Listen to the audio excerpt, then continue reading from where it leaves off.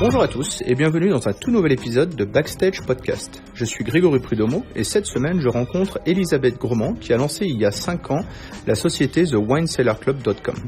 Alors Elisabeth a deux casquettes en vrai, qui vient du fait qu'elle a grandi dans une famille qui possède le château Lamarque, dont elle est la brand ambassadeur sur la Chine et sur l'Asie on va dire en général. Puis elle a lancé aussi cette activité qui permet à des collectionneurs, à des gens qui apprécient le vin, de se constituer une cave, la cave de leur rêve, comme elle dit, la cave qui va leur permettre soit de déguster des bons vins qu'ils ont achetés en primeur dans quelques années, soit aussi de faire de l'achat de vins millésimés pour une approche beaucoup plus de collectionneurs, ou alors simplement une approche d'investissement où elle va permettre aussi la mise en relation d'acheteurs et de revendeurs sur des vins particuliers. Alors avec Elisabeth, on parle de son aventure entrepreneuriale, de son envie de garder une structure très légère, de manière à rester le plus agile et flexible possible, et puis aussi tout simplement parce que il faut réduire les coûts fixes au maximum. On parle aussi de comment finalement elle en est arrivée à lancer ce projet-là, du fait qu'elle avait certains avantages, du fait de sa famille, de ses relations, et elle a fait finalement elle a suivi une sorte de remise en question, un assessment. Elle a étudié en fait là où elle avait des points positifs, des avantages, des facilités, et elle a réussi à monter toute une activité autour de ça, qui mine de rien, au bout de 5 ans aujourd'hui, va à peu près finaliser à presque 1 million d'euros de chiffre d'affaires, ce qui est franchement très propre. Elisabeth nous parle de sa passion et vous allez voir, ça se ressent. Elle nous parle aussi de l'évolution de ses consommateurs et comment finalement le métier et le domaine du vin a évolué et à quel point les Chinois sont devenus des connaisseurs. Elle nous donne aussi quelques conseils sur comment elle a géré son activité et elle travaille en fait avec ses différents partenaires et aussi ses grosses problématiques dont elle nous fera le partage au bout d'un moment. Vous allez voir, c'est très intéressant. On parle de vin, qui était un sujet que je voulais aborder depuis un moment, mais je voulais pas parler simplement de distribution et je voulais parler de quelque chose d'un petit peu différent et je pense qu'avec Elisabeth, on a rempli quelques cases. Je vous retrouve à la fin de cet épisode, bien sûr pour le petit mot, mais en attendant, si vous aimez cet épisode, dites-le moi. Partagez-le avec votre entourage, abonnez-vous sur iTunes, laissez-moi des commentaires, partagez ça sur votre page LinkedIn. C'est ce qui va me permettre à moi de pouvoir toucher à beaucoup plus de monde, pouvoir inviter aussi plus de monde dans l'avenir pour venir participer à Backstage. Et si vous avez des commentaires ou des idées, comme beaucoup me l'ont fait ces derniers jours, n'hésitez pas. Je serais ravi de rentrer en contact avec des personnes que je pourrais interviewer et inviter sur Backstage dans le futur. En tout cas, tout ça, ce serait pas possible sans vous. Donc, continuez comme ça et on se retrouve à la fin. Merci beaucoup. Bonjour Elisabeth, bienvenue sur Backstage pour ce tout nouvel épisode. Alors, pour une fois, je rencontre quelqu'un que je connais un petit peu, mais pas tant que ça. Et donc, en fait, on va vraiment profiter de ce moment ensemble pour que tu nous expliques ce que tu fais, comment tu es arrivé en Chine, un petit peu ton histoire. La raison pour laquelle je voulais t'avoir sur Backstage, elle était assez évidente. La première, c'est que tu es une vraie entrepreneuse, que tu es en Chine depuis quelques années, qu'on a vu un petit peu, mais que tu es aussi dans un domaine, dans le vin, qui est un domaine dont, dès qu'on est français en Chine, c'est quelque chose qui est souvent un petit peu associé, mais toi, tu le fais de manière un petit peu différente. Donc, c'était aussi l'occasion de voir un petit peu ce que tu faisais, toi, dans le milieu du vin. Alors déjà, bienvenue. Bonjour Grégory, merci de me recevoir. Merci. Explique-nous, alors, comment tu es arrivé en Chine? Ça fait combien de temps que tu es là maintenant? Ça fait maintenant 8 ans. Ok. Je suis arrivée à Shanghai. D'accord. Tu es arrivé en famille? Tu es arrivé comment? Alors non, d'abord je suis arrivée seule. Et en fait, je suivais en France un parcours assez classique. J'avais fait des études de droit à Assas et puis au Canada à McGill. J'ai ensuite poursuivi des études de commerce à l'EM Lyon. Et je me destinais à une carrière plutôt en finance et dans la vente de produits structurés. Ok. Et puis je finissais mon dernier stage donc en tant que sales et j'allais chercher du boulot et j'ai eu cette fenêtre de temps devant moi qui était assez unique et j'ai voulu en profiter pour voyager. Et c'est comme ça que tu es arrivé en Chine ou tu as voyagé un peu partout? Alors, il se trouve que, et voilà mon lien avec le vin, ma famille est propriétaire du château de Lamarque dans le Haut-Médoc depuis presque 1000 ans en l'occurrence. Wow. Et mes parents ont toujours eu des relations commerciales en Asie. Et j'étais très curieuse en fait de visiter la Chine, également la Corée, retourner à Hong Kong, que j'avais vaguement découvert lors d'un voyage que j'avais fait avec ma famille en 1997. Et c'est comme ça que, ayant cette fenêtre de temps devant moi, t'es venu voir, t'es venu visiter un petit peu, voir un petit peu ce qui pouvait se passer. Exactement. Le château de la Marque vendait déjà beaucoup en Chine, ça faisait partie vraiment de la stratégie, ou c'est finalement le fait que toi tu sois intéressé aussi par l'Asie, ils se sont dit bah attends, on va peut-être tout combiner d'un coup. Non, au contraire, en l'occurrence, mes parents ont toujours travaillé avec l'Asie et la Chine en particulier. Et je me souviens de mon père qui rentrait d'un voyage à Hong Kong en 97. Qui, en revenant de son voyage d'affaires, nous dit donc à ma sœur et à ma mère, repartons ensemble, allons passer Noël à Hong Kong. C'est extraordinaire, vous allez sentir le pouls de l'Asie à Hong Kong, et je suis persuadée que vous allez adorer. Génial. Et c'est comme ça qu'en 97, j'ai fait mon premier voyage avec donc en famille. Alors à Hong Kong, et puis on a eu un petit aperçu de la Chine continentale, puisque nous avons passé 48 heures à Zhuhai. Près de la frontière. Ah, ok, en 97. Alors, et sans visa. Ah oui, ça devait être la bonne époque. Et donc après, tu es rentré en France, tu as continué tes études, c'est ça? Non, alors en fait, j'ai donc passé 2 mois en Asie, donc d'abord à Shanghai, où j'ai découvert une ville qui m'a vraiment beaucoup enthousiasmée, et il y a fait énormément de rencontres.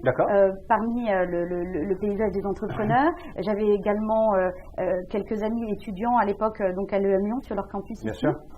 Et puis j'ai passé 1 mois en Corée, nettement moins sympa. Ah oui, du coup tu étais très excitée par la Corée, puis finalement ça t'a moins plu? Oui, j'étais vraiment venue sans beaucoup d'attente, mais peut-être juste pour assouvir ma curiosité, ce qui a été le cas à Shanghai et un petit peu moins à Séoul. Ah ok, voilà. D'accord. Et alors du coup, quand est-ce que tu t'es vraiment installée et pourquoi est-ce que tu as débarqué en Chine vraiment pour cette fois-ci y vivre? Tu es venu avec un travail que tu avais trouvé depuis la France, ou comment ça s'est passé? Donc je suis rentrée de mon voyage fin 2009 et je suis restée en contact avec un certain nombre d'entrepreneurs de Français que j'avais rencontrés ici, et une opportunité s'est dessinée. J'ai fait la rencontre de ces entrepreneurs français qui lançaient le premier site de vente en ligne de vin et spiritueux. D'accord, c'était le premier alors? C'était le premier en Chine, exactement. Et ils m'ont proposé un poste de business development. J'ai convaincu mon mari, mon futur mari, qui à l'époque était en poste au Luxembourg, de me rejoindre à Shanghai quelques mois après mon arrivée. Donc c'est toi qui as démarré avec un poste ici, et c'est lui qui est venu te retrouver par la suite. Exactement. 2 mois en mariage plus tard, il s'est installé avec moi à Shanghai. Il fallait au moins ça pour le motiver. Donc au cours de cette première expérience pour un site de vente en ligne, du coup toi tu étais plutôt en charge du business développement, tu disais? Oui, absolument. Et donc comment ça t'a amené à la suite de là à ton activité, puisque tu es passé de ça à ta propre activité? Comment tu as réussi à te dire je vais me lancer, je vais le faire? Alors, j'étais donc en charge de développer la clientèle particulière pour ce site internet, et j'y ai organisé des cours d'œnologie 1 fois par semaine pendant presque 4 ans, et j'y ai découvert le monde du vin, le marché du vin de l'intérieur, quels étaient les process d'importation, les acteurs majeurs qui font le milieu du vin, également les spécificités du marché, la compétitivité, les goûts locaux, etc. Et en fait, j'y ai passé 3 ans et demi. Et puis tout ça, toutes ces connaissances a pris un peu au fil de ça. Voilà, exactement. Tout cela a infusé en moi. Et quand nos voies se sont séparées, j'ai eu envie de concrétiser ce qui donc mûrissait depuis déjà très longtemps, et de développer une offre qui s'adressait à des vrais amateurs, à des collectionneurs, plus que d'être en fait dans une fonction commerciale de consommation immédiate. Et ce que je voulais, c'est vraiment que le vin soit au cœur de mon activité, au cœur de mon offre, et d'aider des particuliers à se constituer la cave de leurs rêves. Voilà, donc ça, on va en reparler un petit peu plus, mais pour parler un petit peu de cette grande étape, est-ce que tu savais qu'un jour tu allais monter ta boîte? Alors, avec des parents entrepreneurs, l'exemple était probablement me prédestinait peut-être un jour à cela. Ouais. En rejoignant des entrepreneurs français en Chine, peut-être que je commençais à toucher du doigt à l'entrepreneuriat. Ouais. Et je dois avouer que dès mon premier pied en Chine, j'ai eu probablement une idée par jour d'entrepreneuriat. D'accord. Et je crois que ça me nourrissait, ça me motivait. Mon implication dans mon ancienne boîte était également nourrie par cette appétence pour l'entrepreneuriat. Ouais. Donc ça a été un process qui a été long et pénible de se lancer, selon toi, entre le moment où vraiment parce qu'aujourd'hui, en fait, je crois que quand tu es entrepreneur, tu es toujours dans la phase de lancement, hein, même si ça fait des années que tu fais ça. Mais tu vois, le moment de la préparation, de la mise en place de ta société, tout ça, ça a été des choses qui ont été longues ou En fait, comme je te disais, j'avais probablement une idée par jour. Et en même temps, à un moment donné, quand j'ai voulu te lancer, me lancer, j'ai eu l'impression en fait que les étoiles étaient enfin alignées et donc probablement que je tournais un petit peu autour du pot et que voilà, j'avais un terreau de clients particuliers qui me suivaient, qui me faisaient confiance et qui étaient déjà très amateurs de vin. Je connaissais la Chine un petit peu, ça fait déjà 3 ans et demi, 4 ans que j'étais là et puis évidemment le milieu du vin, c'est un milieu relativement clos où les relations personnelles et de confiance restent très importantes. Et ayant une famille propriétaire du château de la Marque et donc aujourd'hui et d'ailleurs par le passé d'autres propriétés prestigieuses, cela m'a beaucoup aidé en fait pour être introduite et avoir et obtenir des allocations de ces vins qui sont très courus. Donc j'avais d'une part une connaissance du marché chinois, un terreau de clients particuliers et amateurs, une clientèle internationale et chinoise. Et puis en amont du côté sourcing, j'avais la connaissance du marché, une passion qui m'avait été transmise par mes parents, et puis des introductions dans les vignobles qui comptaient pour pouvoir lancer ma boîte. D'accord. Donc en fait, tu as démarré déjà avec un groupe de clients qui étaient là pour te supporter. Oui, absolument. Qui avait déjà où toi, tu avais déjà identifié une demande qui était relativement claire. Donc c'était plutôt simple j'imagine pas simple, mais disons un peu plus facile. C'était plus facile. En fait, sortant de cette expérience, je savais exactement ce que je voulais, c'est-à-dire lancer une boîte avec une structure légère. Légère d'abord en termes d'équipe et également en termes de stock. Et cela pour 2 raisons. La première, en termes d'équipe, pour pouvoir offrir des vins à des tarifs très compétitifs. Bien sûr, et en termes de stock, pour être toujours très indépendante dans mes conseils. Puisque ce qui me passionne vraiment, en fait, c'est de conseiller les gens sur la constitution de leur cave, aller dénicher des vins qui collent parfaitement à leur budget et à leur goût et à leur objectif.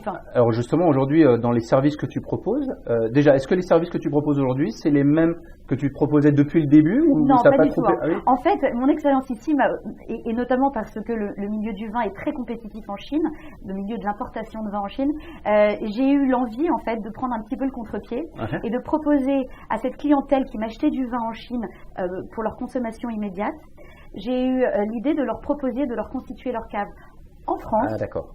Avec des vins achetés jeunes et qui allaient s'apprécier avec le temps, se bonifier avec le temps. D'accord. Alors aujourd'hui, comment tu montes ces services-là? Donc tu as vraiment la partie conseil. Si un client veut t'acheter une bouteille de vin pour un anniversaire ce week-end, est-ce que c'est quelque chose que tu peux faire aussi? Alors non, c'est pas exactement ce que je fais. En fait, ce que je propose, c'est pour les années de naissance des enfants par exemple, aider mes clients à acheter les vins qui sont dans leur budget, dans leur goût, dans les millésimes de leur choix, et les stocker pour eux, s'ils sont expatriés, le temps de leur expatriation, à Bordeaux, à Londres, suivant la nationalité, ou même à Hong Kong, en l'occurrence. Donc là, tes clients, c'est pas forcément des gens qui sont que là pour le vin, mais ils sont là, c'est une notion aussi d'appréciation dans le temps. Donc, est-ce qu'il y a une notion d'investissement du coup? Oui, absolument. En fait, mes clients font en fait ce que beaucoup de collectionneurs font depuis toujours, c'est-à-dire acheter plus de vin que ce qu'ils ont l'intention de déguster in fine, et de financer une partie de leur cave avec la revente d'une autre partie de leur collection. D'accord. Donc toi, tu vas gérer la partie achat, donc conseil achat, et ensuite sur la partie revente aussi, tu vas pouvoir gérer la mise en relation avec d'autres acheteurs d'autres acheteurs potentiels? Exactement. Okay. En fait, je vais que ce soit pour boire in fine son vin ou pour le revendre comme un investissement, l'idée de base est la même, c'est-à-dire que tout le monde veut faire une bonne affaire. Donc acheter son vin jeune et notamment en achetant des vins en primeur, concept que je pourrais développer un petit peu plus tard, et donc acheter au prix plancher et attendre que le vin se bonifie avec le temps et nécessairement prendre de la valeur, puisque par nature l'offre est limité, un vignoble est limité à sa production. Bien sûr. Le vin se bonifie avec le temps. Quand on parle de grands vins, la fenêtre de dégustation est souvent entre plus 10, plus 15 ans. Et puis le vin en même temps se consomme, donc l'offre se raréfie. Et donc la dynamique est positive. Donc que ce soit pour boire avec une optique de future dégustation ou avec l'idée de revendre son vin, acheter son vin jeune et source de bonne affaire. Bien sûr, d'accord. Et donc toi, tu as des clients. Aujourd'hui, tu as certains clients que tu as depuis combien d'années, alors les plus vieux clients? Alors, j'ai commencé il y a 5 ans. Et donc, du coup, j'ai déjà un cycle d'achat. Voilà, c'est ce que j'avais dit. Ils ont déjà revendu peut-être? Exactement, absolument. Alors, le terme d'investissement est minimum de 5 ans. Donc, aujourd'hui, je commence à revendre les premiers vins achetés par mes clients. Pourquoi c'est 5 ans? C'est dû à quoi? Est-ce que c'est dû à une moyenne du vieillissement, on va dire, ou c'est plus... Oui, si vous voulez, le vin, comme n'importe quel en fait asset, a un cycle de marché. Et disons que comme la fenêtre de dégustation pour ces grands vins intervient rarement avant 5 ans, son appréciation qui est liée au fait qu'il se bonifie avec le temps, mais également à sa raréfication. C'est un minimum de 5 ans voilà, quand même exactement. pour pouvoir en faire quelque chose d'intéressant. Ah d'accord, ça je savais pas du tout. Ok. Et si vous voulez, plus tu attends et plus ton vin devient collector, plus il se raréfie, puisque chaque fois qu'une bouteille est ouverte de ce même vin, la valeur de celles qui sont encore en cave, oui, bien sûr, hein. Voilà, exactement, prend de la valeur. D'accord. Et alors, aujourd'hui, ton client idéal, c'est quel profil? Qu'est-ce qu'il vient chercher? Demain, une nouvelle personne te contacte, il a écouté le podcast, il serait intéressé pour en savoir un peu plus. C'est quel profil? Il vient chercher quoi chez toi? Alors moi, avant tout, un passionné de vin ou quelqu'un qui a en tout cas de l'intérêt, de la curiosité pour le vin, puisque c'est mon sous-jacent, c'est un produit qui me passionne et c'est avant tout la raison d'être de mon activité. Ouais. Et donc voilà, donc n'importe quel particulier qui a un intérêt pour le vin et qui s'intéresse à l'idée de collectionner. Alors moi on me demande souvent mais comment est-ce qu'on va savoir que cette bouteille on va la garder tant d'années et quand on va l'ouvrir est-ce qu'elle va être bonne ou pas? Alors, toi c'est encore pire parce que tu travailles sur des vins qui ne sont pas encore sortis. Alors, une partie de mon activité consiste à vendre des vins en primeur, une partie de mon activité consiste à proposer et à sélectionner des vins qui sont déjà livrables, donc des vins de vieux millésimes. D'accord. Pour la partie primeur, qui est une partie très importante de mon activité, il s'agit d'acheter des vins qui ne sont pas encore en bouteille. Donc les vendanges ont lieu en septembre, et par exemple pour le milieu bordelais, les premières dégustations, des premiers échantillons de la vendange précédente ont lieu en mars. Donc au mois de mars, le monde du vin vient à Bordeaux et déguste des échantillons. Ces jus de raisin, ces vins, ne sont absolument pas prêts à être mis en bouteille. Ils vont encore vieillir 15 à 18 mois en barrique. En revanche, il est déjà possible de savoir si ce vin en particulier sera bon, excellent, exceptionnel. Et en fonction des notes obtenues par les plus grands critiques qui viennent et font des déplacements à Bordeaux, les vins vont proposer une partie de leur production à la vente. Ça signifie, c'est donc le concept de la vente en primeur. Vous achetez au litre un vin qui ne vous sera remis en bouteille qu'un an et demi, 2 ans plus tard. D'accord. En fait, il s'agit d'apporter de la trésorerie à la propriété, qui autrement devrait attendre encore 1 an et demi avant de recevoir l'argent de sa production. Et donc on les achète aussi à un prix. Voilà, et vous êtes incentivé en tant qu'acheteur, puisque vous les achetez à un discount qui est de l'ordre de 10 à 20% par rapport au prix auquel il sera vendu une fois mis en bouteille. D'accord. Et voilà le concept de primeur. Ça vous permet donc d'acheter à un prix discounté, si vous voulez, et en plus d'acheter dans le format de votre choix. Donc acheter des demi-bouteilles, des impériales, des Jéroboam, des Nabucodonosor, Melchior, 18 litres. Et c'est d'autant plus sympa quand vous fêtez par exemple la naissance d'un enfant et que vous souhaitez acheter quelques grands flacons pour de l'année de sa naissance.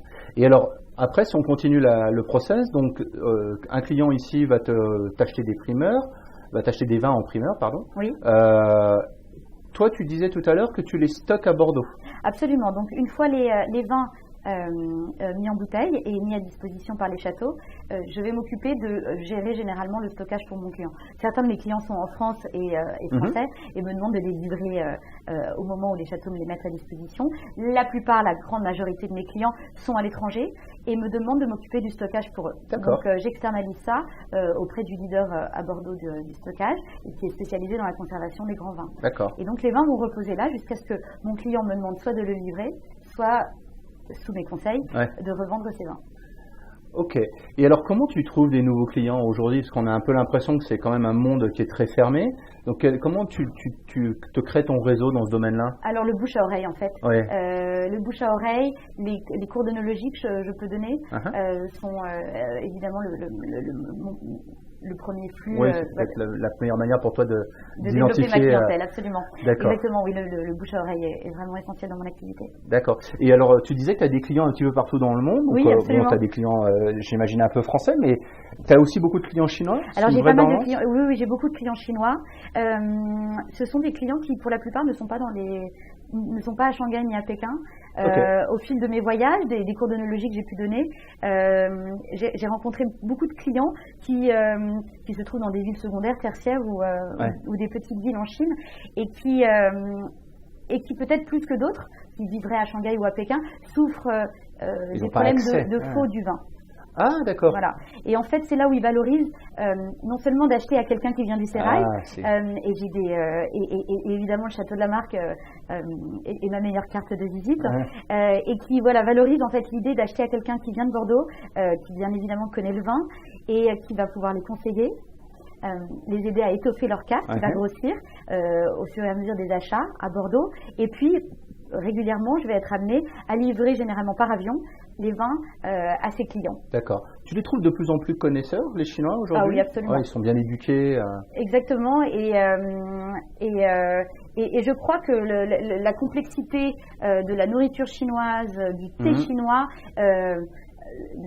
en font aujourd'hui de très très bons dégustateurs. Et alors leur palais est déjà en fait habitué. Et donc du coup ils sont friands de conseils et c'est là où toi tu interviens.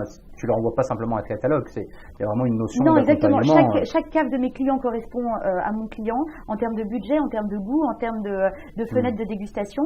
Et certains de mes clients s'y connaissent relativement peu et vont me demander plutôt plus de conseils sur quel vin choisir, quel vin déguster, quel vin dans quel vin investir également. Et puis d'autres, au contraire, ont déjà une très grande culture du vin et vont me demander d'aller chercher quelque chose de précis. Quelque chose, voilà. Et parfois, en fait, ça m'arrive de découvrir certains vignobles, même français, souvent en dehors de Bordeaux, grâce à eux. Et puis ensuite de développer des partenariats ou des relations commerciales avec ces châteaux. Et alors aujourd'hui, tu en es à un point où est-ce que les châteaux vont te solliciter? Ils vont avoir une notion vraiment de push et ils vont dire tiens Elisabeth, on a tel ou tel vin, ou alors il y a telle chose qui sont en train de se passer, de manière à ce que toi tu puisses les pousser aussi auprès de tes clients, ou tu es vraiment toujours en mode sourcing et c'est toi qui vas un peu chercher les vins pour eux? Alors au début, évidemment, ça a été plutôt dans ce sens-là, j'imagine. Ça a été plutôt par ma famille en fait que j'ai réussi à avoir mes premières entrées et mes premières allocations de certains vins très recherchés. Et je sais que j'ai quelques maisons de vin, des maisons de champagne qui m'ont fait confiance très tôt en m'offrant des allocations de vins et d'étiquettes donc très recherchées. Et je me suis sentie très chanceuse. Je travaille par exemple avec la maison de champagne Salon, qui est un des champagnes les plus rares au monde, qui m'a fait très tôt dans dans ton développement, mon développement très tôt m'a fait confiance, avec la maison en Rhône, Jaboulaïné, la maison Bichot. Dernièrement, j'ai dénoué un partenariat avec le domaine bourguignon Bonneau du Martret, qui est également propriétaire en Californie d'un des vins les plus rares au monde qui s'appelle Screaming Eagle. Et donc, c'est un nouveau partenariat. Et puis... Alors, quand ils te donnent des allocations, ça veut dire qu'ils te donnent un certain nombre de bouteilles qui vont te donner... Est-ce que c'est une exclusivité ou comment non, ça marche. Donc, mes fournisseurs, donc ces châteaux que je sollicite, m'offrent un certain nombre de bouteilles à vendre à mes clients. D'accord.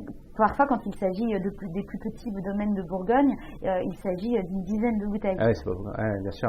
Ouais. Et donc toi, tu écoutes à ces allocations et puis chaque année, en fait, de récupérer. Donc toi, ton travail et ton challenge chaque année, c'est de faire grandir ces allocations ou Alors exactement. J'ai deux assets, si vous voulez, si tu veux, dans mon activité. J'ai d'une part la clientèle que je dois développer, donc une clientèle de particuliers, d'amateurs de vin, et d'autre part développer mon réseau de sourcing et entretenir des relations avec ces châteaux que j'ai ou ces domaines en France ou à l'étranger que j'ai identifiés et que j'aimerais grandement pouvoir offrir à mes clients. Vous êtes nombreux à faire ça aujourd'hui? J'ai l'impression que c'est un peu unique comme position. Alors, certains grands marchands anglais proposent des constitutions de caves avec l'idée d'acheter un petit peu plus que ce que les clients ont l'intention de boire et revendre l'excès. Voilà. En revanche, à Shanghai, à ma connaissance, je suis la seule à proposer ce service. Excellent. Et tu travailles avec aussi des professionnels et des restaurants qui veulent travailler leur cave? Non, tu es juste sur l'individuel. Non, juste avec des particuliers, donc des amateurs, et également avec des corporates. D'accord. Voilà, des usines en Chine surtout, qui souhaitent constituer une collection de vins, soit pour la valoriser, soit pour des cadeaux, soit pour la consommer. D'accord. Et alors c'est génial parce que alors c'est sûr qu'on voit que tu as grandi là-dedans, clairement. Donc tu t'y connais énormément dans le vin. Comment tu as continué à te former au jour le jour? Parce qu'il y a la partie vin, bon ok, ça c'était un peu verrouillé, tu peux appeler ta famille et 2-3 amis avec qui tu as grandi qui vont pouvoir te donner certainement des idées ou des informations côté vin, mais côté business de tous les jours, aujourd'hui tu travailles, t'es presque pas toute seule, mais aussi tu es toute seule sur ton Alors j'ai quelqu'un à Bordeaux, aujourd'hui mon objectif c'est de me dégager d'une grande partie de la partie opérationnelle administrative, exactement, et notamment logistique qui est assez clé dans mon activité, parce que je suis tous les jours amenée à livrer des vins, à bouger des stocks, etc.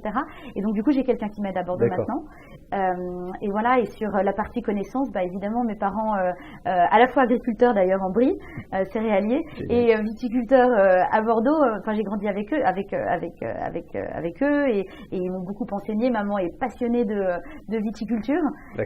Mon père intervient plutôt dans la phase vinification et m'a beaucoup appris sur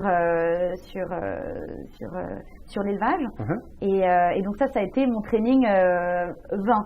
Pour la partie business, alors d'abord j'ai fait des études de droit, ça m'a pas mal formé l'esprit, et puis également la partie commerce que j'ai développée plutôt à Lyon. Et puis, parce que tu avais fait le Lyon. Voilà. Et alors justement, parce que après aujourd'hui, quand tu as besoin d'aide là-dessus, vers qui tu te tournes en fait? Est-ce que je sais pas, il faut régler des problématiques de comptabilité, des problématiques légales par rapport à ton implantation de boîte. Non mais c'est sûr. Absolument. Et c'est un message que il faut également faire passer aux plus jeunes entrepreneurs. Non pas que je sois très aguerrie, mais j'ai une petite expérience sur le sujet. C'est vrai que je me suis lancée passionnée de vin et j'ai eu la chance de me lancer avec un produit qui était un produit passion. Et voilà, simplement l'entrepreneuriat, ce n'est pas que la vente, exactement, et la passion. C'est également la problématique de gérer de la logistique, du stockage, de la comptabilité, etc. La trésorerie, etc. Et donc oui, j'ai pris beaucoup de conseils auprès de ma famille. J'ai aujourd'hui embauché quelqu'un. J'externalise ma comptabilité et tout ce qui n'est pas le cœur de mon activité, j'essaie de l'externaliser un maximum. Il y a des choses que tu aurais aimé qu'on te dise quand tu as démarré et que il t'a fallu peut-être un peu trop de temps pour te dire en fait si j'aurais dû faire comme ça depuis le début. Et tu vois ce que je veux dire? C'est, tu vois, par exemple la comptabilité. Là par exemple tu viens de préciser que tu externalisais ta comptabilité. Tu vois, ça paraît assez logique en Chine parce qu'en plus la comptabilité, il faut faire tes déclarations, c'est en chinois. Enfin il y a pas mal de trucs où quand tu fais pour la Chine. Après, si tu as des structures à Hong Kong, tout ça, les choses sont différentes. Mais du coup, c'est un peu du bon sens assez rapidement, parce que comme beaucoup de monde, et je suis encore à faire ça, hein, tu travailles avec un gros tableau Excel, tu fais tous tes chiffres par toi-même. Exactement. Et puis quand tu passes à une solution un peu plus, disons, plus simple, à outsourcer ou autre, tu te dis, j'aurais dû faire ça depuis 2 ans, quoi. Oui, c'est vrai. Non, mais c'est vrai que mon mari est de plus en plus impliqué dans mon activité, m'aide beaucoup. Il a un background de finance et du coup, m'aide beaucoup sur ces points-là. La marge et les bénéfices résident dans les détails. Ah oui, c'est sûr. Et c'est important de gérer de manière très consciencieuse. C'est quoi la partie la plus compliquée dans ton travail aujourd'hui, qui a le plus de risques? Est-ce que ça va être vraiment la partie logistique? Malheureusement, oui, c'est ça, c'est la partie logistique. D'accord. Et tout le sujet, si vous voulez, si tu veux, c'est de servir une clientèle exigeante, aisée, qui a l'habitude d'être servie, voilà, et de garder une structure légère, donc d'outsourcer à des partenaires de confiance qui peuvent offrir un service de qualité à une clientèle exigeante. Et ça, c'est vraiment très compliqué parce que la France, la logistique en France c'est difficile, et presque au niveau de la logistique dans un pays du tiers-monde. Et je pense qu'en Chine, la logistique est plus facile qu'elle ne l'est en France, absolument. D'accord. Donc ça, c'est un des points clés. Il s'agit pas pour moi d'un jour développer ma propre société de logistique, mais je pense qu'il y a du business en France sur ce point-là. Quand tu réfléchis, il y a quand même pas mal de sociétés qui étaient dans la vente de produits ou qui étaient livrés à la maison ou à domicile ou peu importe, qui ont remonté la chaîne et qui se sont dit, justement, une des problématiques, c'est la logistique. Maintenant, on va gérer nous-mêmes notre logistique. Oui, alors j'en suis pas encore exactement à ce point-là. Mais c'est vrai que quand vous donnez du mal pour gagner des parts de marché, signer des nouveaux clients, que vous étudiez les offres de vin, que vous essayez d'offrir le meilleur service qui soit, et offrir des tarifs compétitifs, vous vous rendez compte que c'est compliqué de garder des marges raisonnables et donc d'externaliser et en même temps de faire confiance à des gens qui… Bien sûr.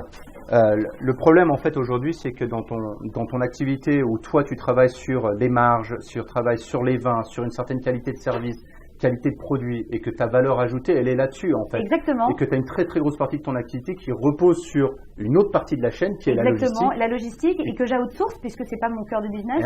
Voilà. C'est très compliqué en fait de lier des partenariats commerciaux avec des gens de confiance et qui sont à la hauteur du service que vous voulez offrir à votre clientèle qui est par nature exigeante. Et c'est tout à fait normal. Mais en plus, ce que tu disais tout à l'heure, c'est que tes clients, ils sont pas tous en Chine et pas tous en France. Donc tu commences à en avoir un petit peu partout, j'imagine. Exactement. J'ai des clients au Brésil, en Lituanie, en Inde. Mais comment tu as eu ces clients-là alors? C'est des anciens de Chine ou? Alors, certains sont des anciens de Chine, d'autres sont des gens qui m'ont connu via mon site internet. D'accord. D'autres sont des clients qui m'ont été recommandés par d'autres clients. Génial. Et donc aujourd'hui, pour toi, il n'y a aucune différence que ton client il soit basé au Brésil, en Chine ou ailleurs. À part la time zone, absolument. Ouais.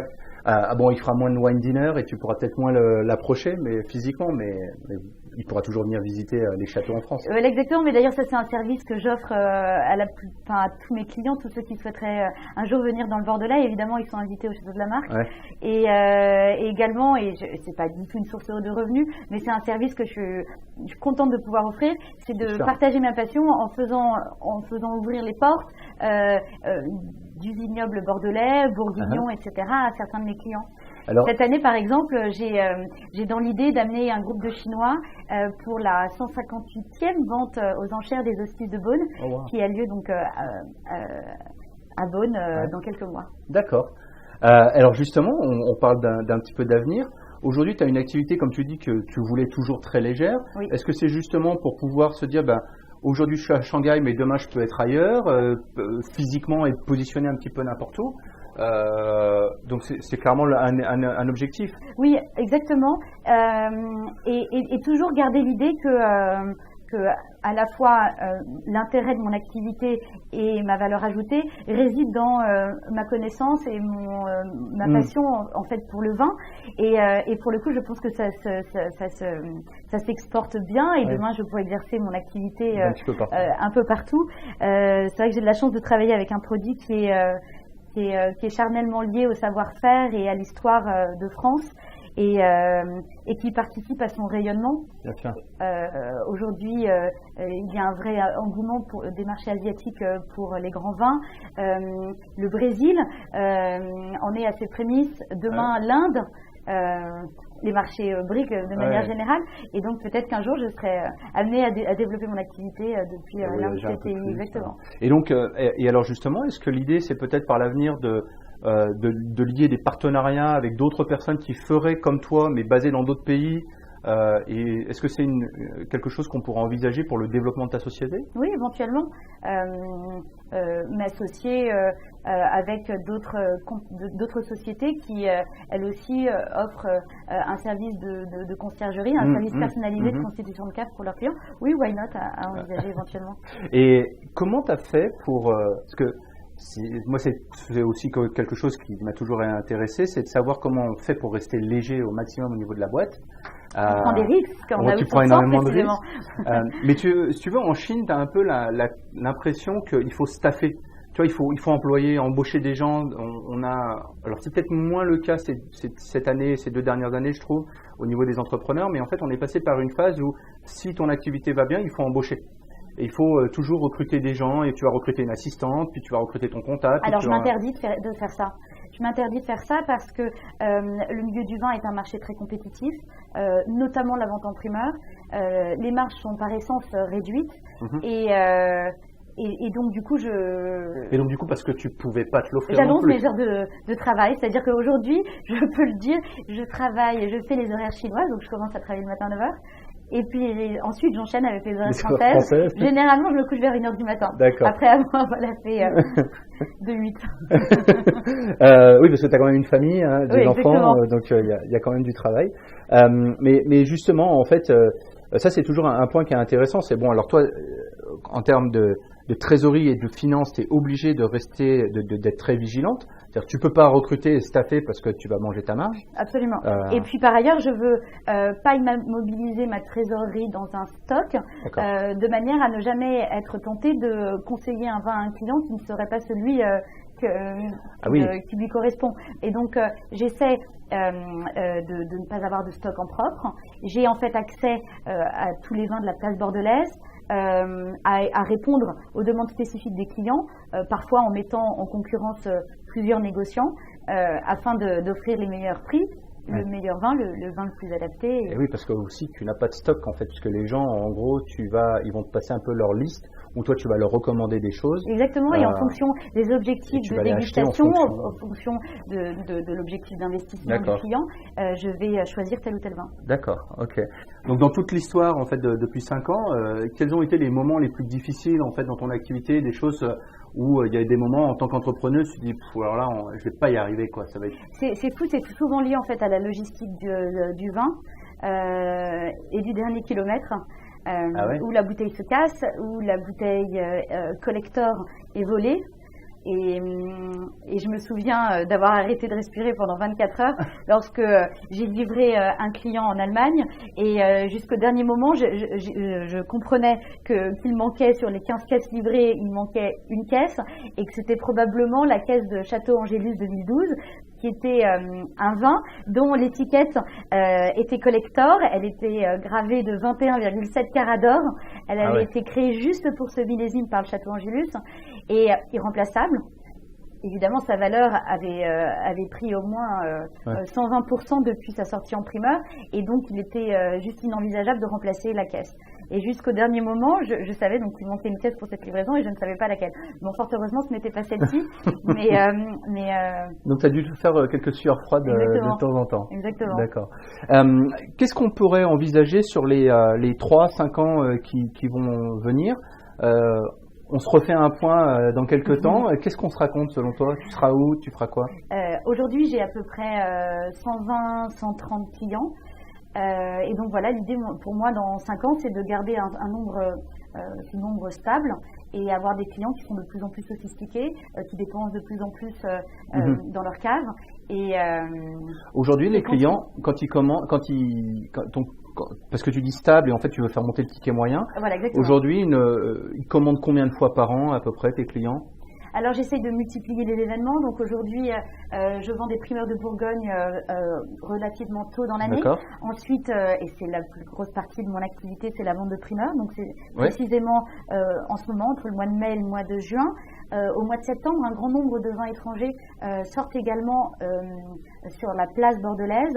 Je pense à Opus One, etc.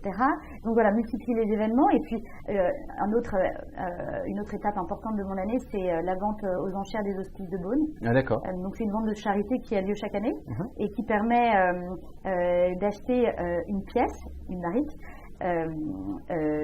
du parc viticole en fait de l'hôpital des hospices de Beaune. Vous les achetez aux enchères. Vous les faites élever par un négociant. Je travaille avec la maison Bichot. Et vous avez la possibilité en fait de faire personnaliser votre étiquette. Excellent. Et d'inscrire votre nom sur la bouteille. Donc ça, chaque année, chaque année, je remporte un succès croissant. Et donc, je permets en fait à mes clients qui sont des particuliers et qui n'ont pas forcément le désir d'acheter 288 bouteilles d'un même vin. En fait, je leur propose un certain nombre de cuvées. Je leur propose d'acheter 6, 12, 24 bouteilles et je mutualise les souhaits de chacun. Et puis le jour des enchères, après avoir fixé un prix d'enchère maximum, j'enchéris pour le compte de mes clients.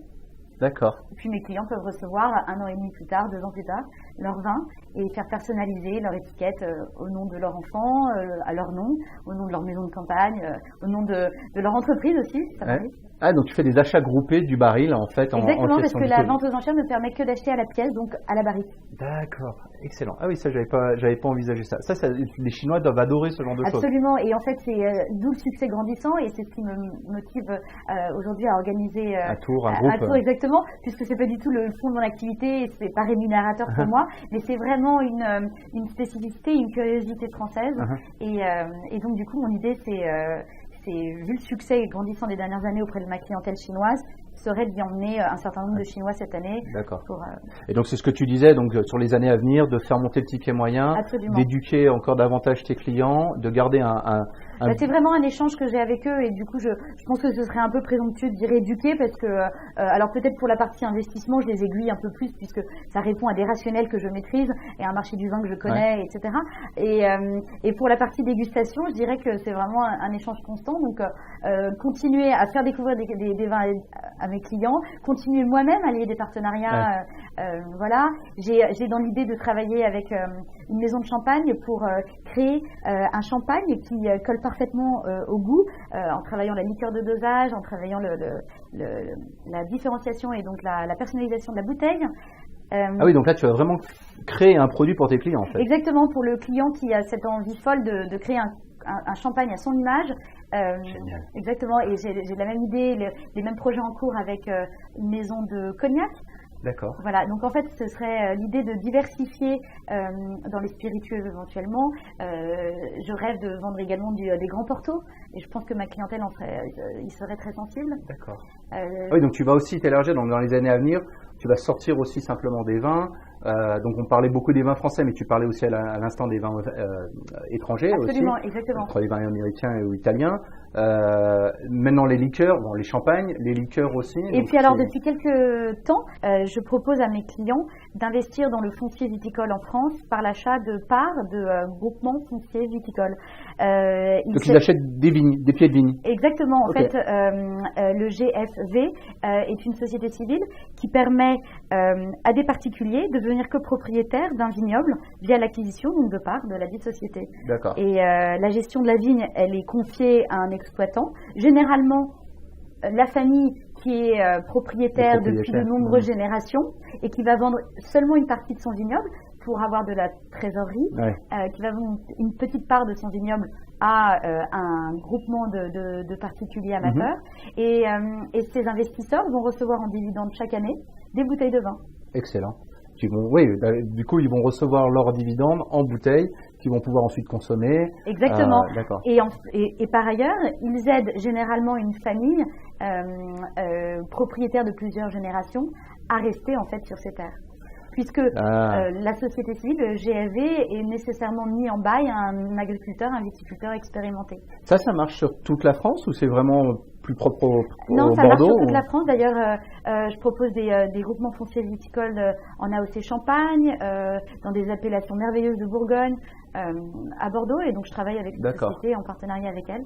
Ça permet à des individuels de devenir un peu angel investor ou co-investisseur. Exactement, et en fait il y a un certain nombre d'avantages fiscaux, ISI, donations, droits de succession, qui sont non négligeables et qui permettent aussi de garder le parc viticole bien sûr, dans les mains de Français. Sinon il aurait pu tout partir. Qu'est-ce que il y a sûrement alors, moi j'ai une question que je pose toujours à la fin qui est de dire, qu'est-ce que ta mère croit que tu fais en Chine ? Mais en fait, je pense qu'ils comprennent très bien ce que tu fais en Chine. C'est tellement proche. Et honnêtement, évidemment, je dois beaucoup à mes parents. Ils m'ont énormément enseigné sur le vin. Ils m'ont transmis leur passion de la vigne. Et je dois avouer que mon activité, je la vis avec eux, grâce à leurs conseils, grâce à leur aide. Et je passe un certain nombre d'heures au téléphone avec eux journalièrement. Le développement du Château de la Marque est en totale symbiose avec le développement de mon activité. Mes clients me font confiance parce que je suis précisément la fille de la marque, la fille de mes parents, et donc maman a une idée très précise de ce que je fais en Chine. et alors justement, aujourd'hui peut-être dans le métier du vin en général, ceux qui veulent rentrer sur le marché, vendre du vin en Chine, c'était l'intérêt aussi de d'avoir une personne comme toi avec cette approche très différente du métier du vin qu'on pourrait connaître. Justement, on parlait tout au début des métiers de la distribution ou autre, on parle de quelque chose de différent ici. Quelles sont tes recommandations ? Comment tu vois le marché aujourd'hui en Chine ? Les goûts deviennent de plus en plus sophistiqués. Dans le cadre du Château de la Marque et de mes activités de représentation en Asie, je voyage beaucoup avec l'Union des Grands Crus de Bordeaux. C'est une association qui regroupe le top 100 des vins de Bordeaux, et on voyage dans toute l'Asie, dans le monde entier, mais moi je fais des voyages plutôt asiatiques, dans un certain nombre de villes chinoises, de villes asiatiques, et je suis très impressionnée par le palais chinois, par le niveau de dégustation. Et ce qui est intéressant, c'est d'être témoin de cela en live, d'y participer en fournissant des grands vins à des amateurs déjà très aguerris. Et également d'être témoin de l'essor des premiers vignobles et des premiers vins de grande qualité en Chine. Donc je pense que le marché du vin en Chine, c'est à la fois le développement et encore des opportunités pour les vins étrangers, mais également la surprise d'avoir quelques beaux noms, quelques beaux vins voir le jour chinois.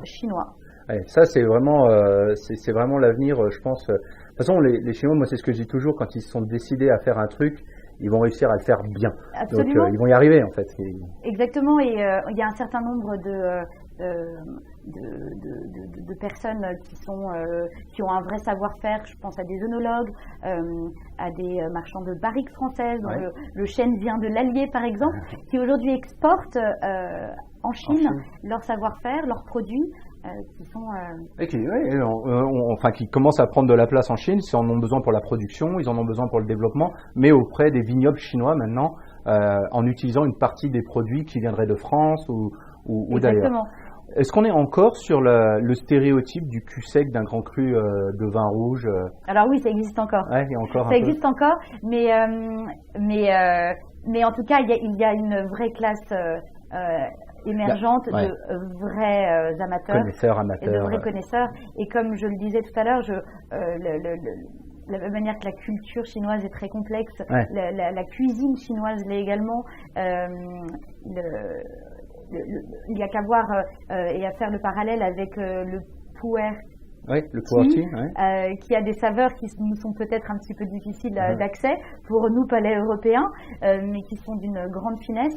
Ils ont le savoir, la palette de goût, la palette dans leur approche en fait du testing et de décomposer quelque chose et d'être très, si tu veux, ils veulent aller dans le détail, ils veulent bien comprendre. On le voit dans la complexité de l'art chinois en général, de la calligraphie aussi. Il y a plein d'approches.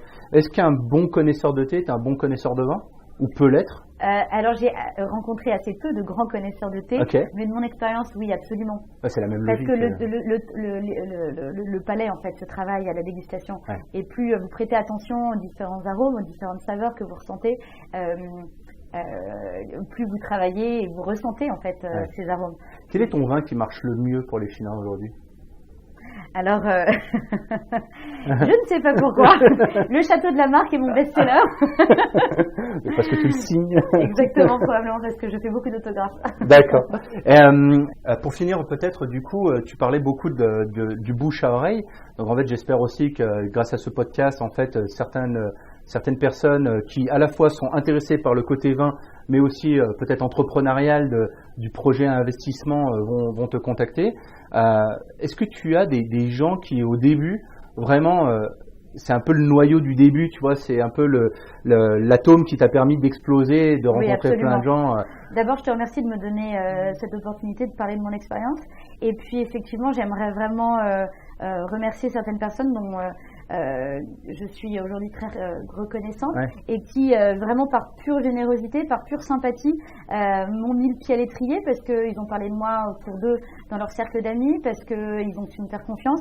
Je pense à Christelle, à Dominique, à Christophe, dans la communauté expat française. Je pense à Faye, à Jingjing, à Nancy, de m'avoir présenté à leur cercle d'amis chinois, de m'avoir organisé des dégustations.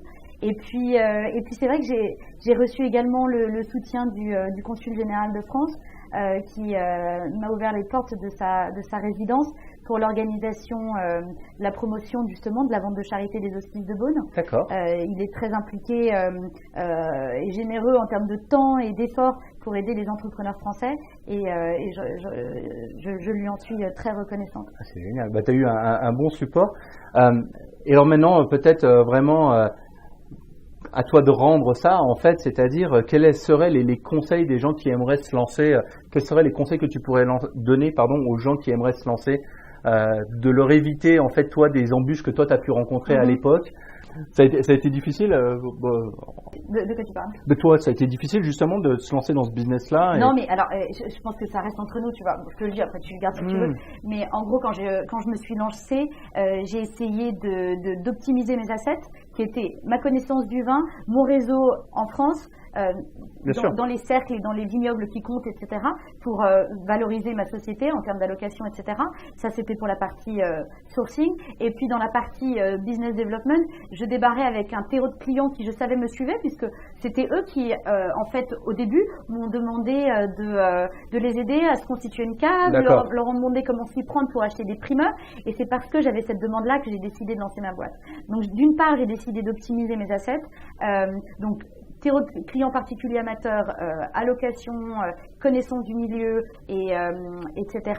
Et puis d'autre part, de minimiser un maximum, évidemment, les risques en gardant donc une structure légère, en n'investissant pas dans des stocks, et puis en ayant un minimum de salariés à manager, en tout cas au début. Mais cette recette magique, on va dire, est-ce qu'elle était évidente assez rapidement pour toi? J'ai mis beaucoup de temps en fait je sais que j'avais cette envie qui devait, par essence, ça devait correspondre à cette matrice, si tu veux. Et puis un jour, ça m'est apparu comme une évidence, mais finalement, c'est parce que certains de mes clients qui m'achetaient du vin ici pour leur consommation immédiate m'ont demandé de les aider à avoir accès aux primeurs, que j'ai compris qu'il y avait un vrai besoin pour, d'une part, la clientèle expatriée continuer à se constituer leur cave depuis l'étranger, expatriés en Asie ou ailleurs, et pour la clientèle chinoise, d'avoir un accès direct et de confiance à ces vins exclusifs, souvent contrefaits, et à des prix au plus proche avec une garantie sur la qualité, sur exactement, et obtenir toutes les garanties possibles de traçabilité et d'authenticité. Est-ce que finalement c'est pas ça aujourd'hui ta valeur ajoutée auprès du client chinois, c'est peut-être est-ce que c'est pas ça l'argument premier en fait pour eux? Si, et c'est pour ça que je te le disais tout à l'heure, mon activité de représentation du Château de la Marque, notre vignoble familial, et le développement de ma clientèle constitution de cave, les deux sont en fait imbriqués, parce que c'est parce que je viens du Bordelais, que ma famille y est depuis presque 1000 ans, qu'aujourd'hui mes clients chinois me font confiance et souhaitent m'acheter. Mais en fait le truc c'est que le jour où je me suis lancée, je me serais jamais lancée si j'avais dû avancer beaucoup d'argent, si j'avais dû mobiliser beaucoup de trésorerie, si je faisais prendre un risque à mon mari. Tu vois ce que je veux dire? Et donc en fait, mais ça c'est important. Tout ça c'est vrai. Tu vois, tout ça c'est de dire que toi, qu'est-ce que tu as fait? T'as considéré ton entourage, d'accord? T'as considéré ta famille, ton mari, etc. T'as considéré aussi le niveau d'implication que toi tu voulais avoir dans ton business, c'est-à-dire est-ce que tu voulais mettre énormément d'argent sur la table? Est-ce que tu voulais en faire une structure multinationale avec 300 personnes au téléphone? C'était pas ça que tu voulais faire. Toi, tu voulais quelque chose qui reste à taille humaine pour une simple et bonne raison, c'est que ton savoir-faire et ce que tu préfères, je pense, c'est le conseil.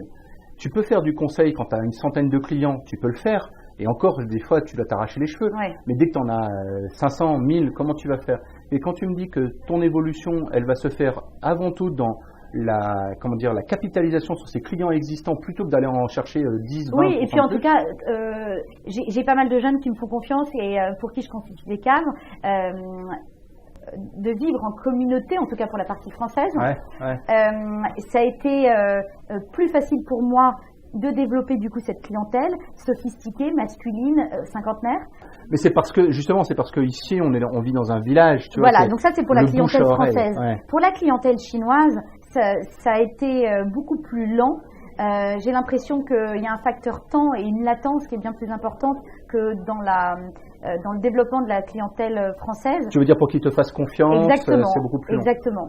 Et après 8 ans en Chine, j'ai une clientèle chinoise qui donc aujourd'hui me fait confiance et très sûre d'elle quand il s'agit de me recommander puisqu'ils ont expérimenté mes services. Ah oui. Et voilà, ce qui est intéressant, c'est de voir que il y a un temps de latence incompressible, que le facteur temps est clé en Chine et c'est ça qui différencie beaucoup ma clientèle chinoise de ma clientèle française. Ouais. Après, les Chinois sont aussi peut-être beaucoup plus fidèles dans le long terme.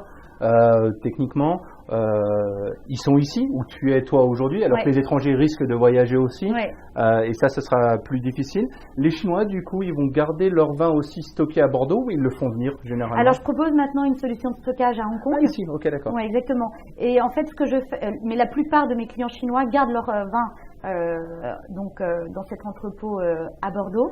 Ok. Exactement. Et ensuite, à la demande, j'envoie les quelques caisses ou parfois le container en Chine et je le livre à leur porte. Donc, je travaille avec un agent d'importation et un logisticien. D'accord. Et dans tes clients chinois, tu as une grosse, en termes de part, est-ce que beaucoup vont consommer leur vin ou c'est vraiment pour consommer? Ouais. C'est pas tellement pour revendre ou Non, ou à la marge en fait. Ah, ok, d'accord. Ou à la marge, mais non, la plupart le font avec l'idée vraiment de constituer une collection dont ils sont fiers, qui est parfois le reflet de leur succès, et avec l'idée de la déguster in fine.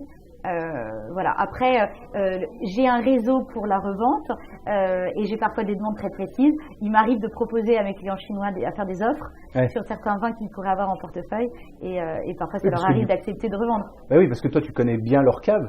Donc tu sais. Puisque je l'ai constitué, absolument. Ouais. Donc en fait, tu sais, mais attends, lui, je sais qu'il a le vin que celui-là veut. Absolument. Et tu peux leur faire des offres. Exactement. D'accord. Et le marché, il est clair, c'est précis au niveau des prix sur les bouteilles. Est-ce qu'il y a un Argus comme les voitures ou? Alors oui, en l'occurrence, je suis membre du Livex et le Livex c'est une plateforme. Une plateforme qui se situe à Londres et qui est le marché secondaire des grands vins. Okay.